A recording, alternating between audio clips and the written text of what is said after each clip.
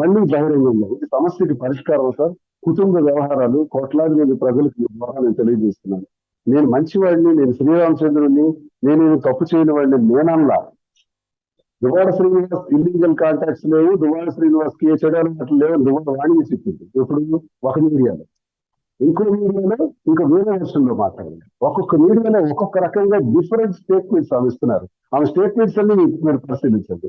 ఒక్కో సందర్భంలో ఒక్కొక్క రాగా రెస్పాండ్ అవుతున్నారు.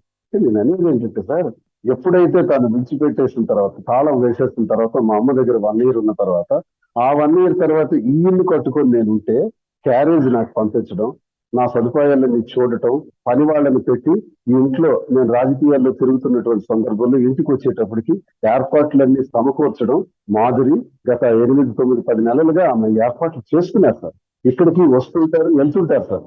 ఇది దీన్ని నేను అబద్ధం చెప్పట్లేదు.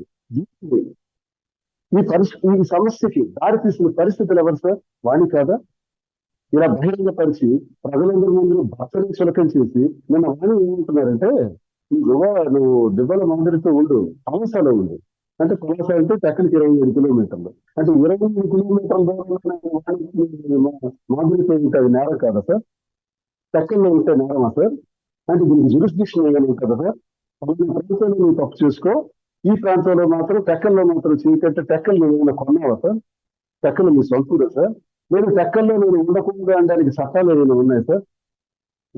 అఖండ భారతదేశంలో ఎక్కడైనా ఉండొచ్చు సార్, ఎవరు ఎక్కడైనా ఉండొచ్చు. నా స్వేచ్ఛను హరించే విధంగా నువ్వు టెక్కల్లో ఉండకు, ఇల్లు నాకు ఇచ్చే, ఇప్పటికే నేను ఇల్లు ఇచ్చాను, ఆస్తులు ఇచ్చాను అన్ని రాసేసాను. ఇంకా ఏమైనా చిన్న చిన్న ఉంటే అవి కూడా మీ ముందే చెప్తున్నాను. అవి కూడా ట్రాన్స్ఫర్ చేసేదానికి సిద్ధంగా ఉన్నాను.